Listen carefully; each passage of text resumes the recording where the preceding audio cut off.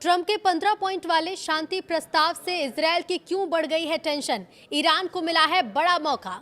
नमस्कार, बहुत स्वागत है आपका। न्यूज 18 का डिजिटल प्लेटफॉर्म आप देख रहे हैं। मैं हूं आपके साथ रितु सिंह। ईरान को प्लान भेजने के बाद अमेरिका ने इजरायल को भी अपनी 15 सूत्रीय योजना बताई है। भले ये काफी हद तक इजरायल के रुख से मेल खाता है, लेकिन बेंजामिन नेतन्याहू की सरकार 4 वजहों से संदेह में है। अमेरिकी राष्ट्रपति डोनाल्ड ट्रंप ईरान जंग से पीछे हटते और किसी भी कीमत पर ईरान के साथ सीज फायर की कोशिश करते हुए दिख रहे हैं। ट्रंप के नेतृत्व वाली सरकार ने ईरान को 15 सूत्रीय युद्ध विराम योजना भेजी है। एक रिपोर्ट के मुताबिक पाकिस्तान के जरिए ये प्लान ईरानी अधिकारियों को सौंप दिया गया है। भले ही ईरान इस बात से इनकार कर रहा है कि समझौते के लिए उसकी अमेरिका से कोई बातचीत नहीं हो रही, लेकिन ट्रंप की इस पूरी कवायद से इजरायली सरकार की टेंशन जरूर बढ़ गई है। उसे डर है कि ट्रंप प्रशासन ईरान के खिलाफ जारी सैन्य दबाव को बीच में ही छोड़कर एक कच्चा समझौता कर सकता है। इजरायल के एक चैनल के अनुसार ईरान को प्लान भेजने के बाद अमेरिका ने इजरायल को भी अपनी 15 सूत्रीय योजना बताई है। भले ये काफी हद तक इजरायल के रुख से मेल खाता है, लेकिन बेंजामिन नेतन्याहू को संदेह है कि ईरान सभी मांगों पर सहमत होगा भी या नहीं। इजरायल के सामने 4 टेंशन है। पहला, समय से पहले सीज फायर का डर। इजरायल का ये मानना है कि ट्रंप और उनकी टीम, विशेषकर जारेड कुशनर और स्टीव विटकॉफ, बहुत जल्दबाजी में एक फ्रेमवर्क एग्रीमेंट करना चाहते हैं।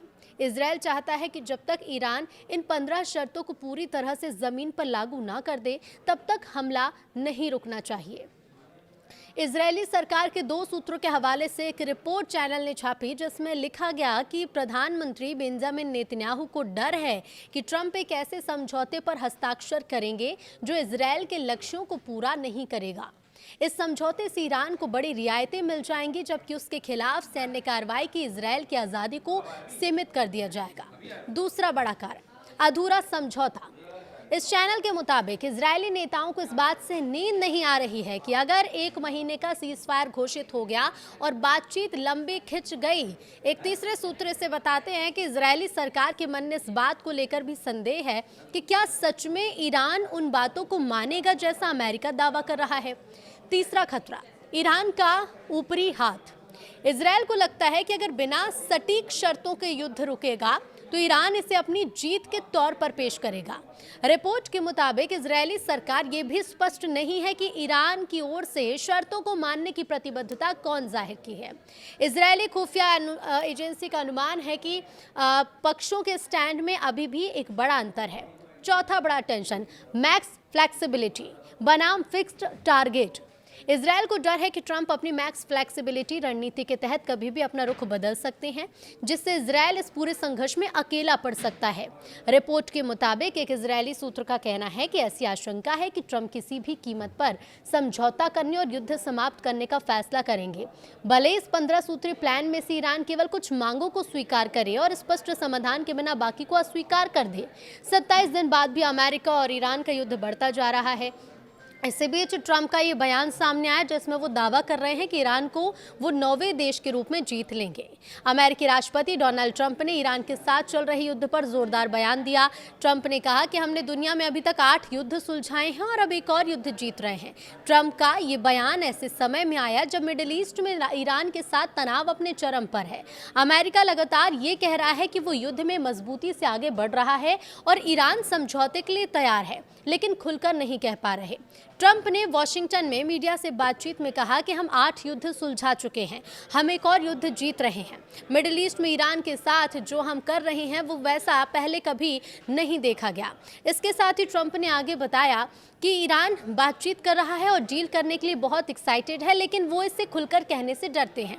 ट्रंप का ये कहना था कि वो डील करना चाहते हैं, बहुत ज़्यादा चाहते हैं, लेकिन डरते हैं कि उनके अपने ही लोग उन्हें मार डालेंगे। उन्हें यह भी डर है कि हम उन्हें मार डालेंगे। किसी भी देश का कोई भी नेता ऐसा कभी नहीं कर रहा जो ईरान का प्रमुख बनने की तुलना में उस पद को कम करना चाहता हो। अब ट्रंप के दावे पर ईरान ने क्या कहा है? तो ट्रंप के इस दावे के कुछ ही घंटे पहले ईरान ने पाकिस्तान की मध्यस्थता को पूरी तरह से खारिज कर दिया था। तेहरान ने कहा कि कोई बातचीत नहीं हो रही है और वो अपनी शर्तों पर अड़े हैं। ईरान की मांगे हैं कि अमेरिका के सभी गल्फ बेस बंद हो, युद्ध का पूरा नुकसान भरपाई, हॉर्मुज पर पूरा नियंत्रण, मिसाइल प्रोग्राम पर कोई रोक नहीं।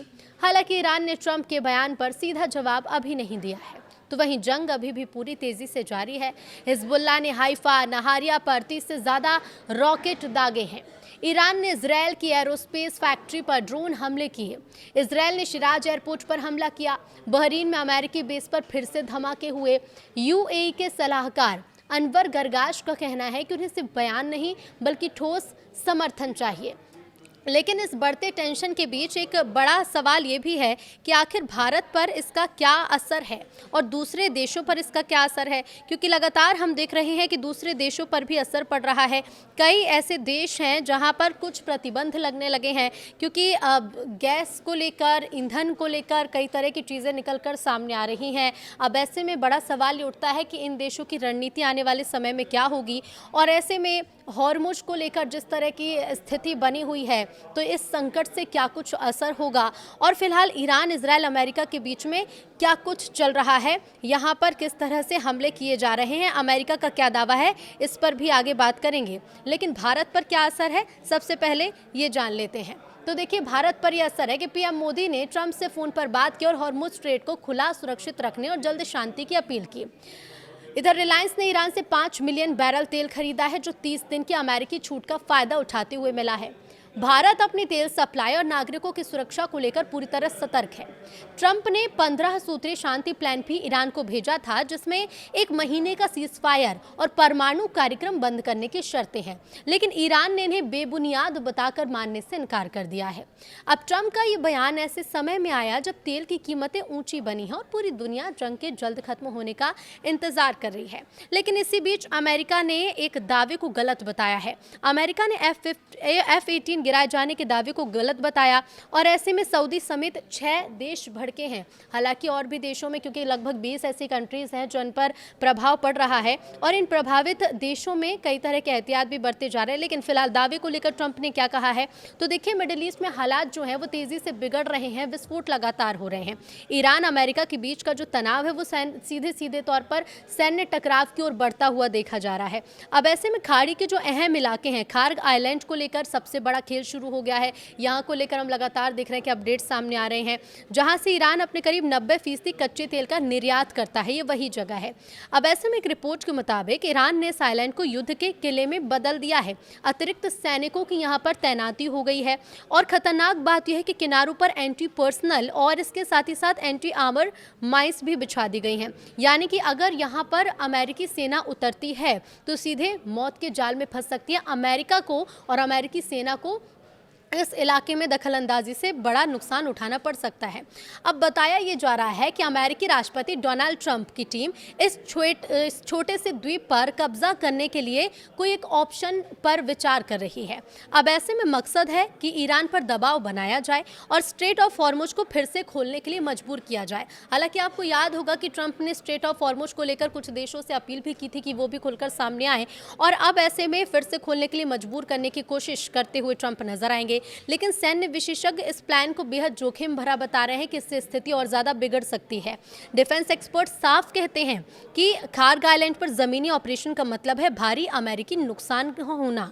ईरान में हाल ही में कंधे से दागे जाने वाले मिसाइल सिस्टम भी यहाँ पर तैनात किए गए, जो हेलीकॉप्टर और फाइटर जेट्स के लिए एक बड़ा खतरा है। ऐसे में इसी बीच ईरान के विदेश मंत्री ने खुली धमकी भी दी है। क्या उन्होंने कहा है वो आपको बता देते हैं। उन्होंने कहा है कि जहां भी अमेरिकी हित दिखेंगे वहां पर हमला किया जाएगा, और जो देश अमेरिका का साथ देगा वो देश भी होगा निशाने पर। इस बयान ने पूरे इलाके में डर और तनाव का माहौल तो बना दिया है, लेकिन इसके साथ ही साथ एक गौर करने वाली बड़ी बात यह भी है कि ट्रंप, जो कि पहले 3 शर्तों के साथ सामने आए, दबाव बनाने की कोशिश की गई, उसके बाद कुल मिलाकर 15 शर्तें यानी कि 12 शर्तें उसमें और ऐड कर दी गई हैं। लेकिन ईरान जो है वो इस बातचीत को तैयार नहीं है। ईरान ने कहा है कि किसी भी तरह की बातचीत, किसी भी तरह का समझौता नहीं हुआ है, ना ही सीजफायर को लेकर अभी ईरान मानने को तैयार है। ईरान का कहना है कि हम अपनी 5 शर्तों पर ही युद्ध विराम करेंगे, लेकिन अब देखना होगा कि 28 फरवरी से चल रहा ये युद्ध कितना आगे बढ़ेगा और कब इस पर लगाम लगेगी।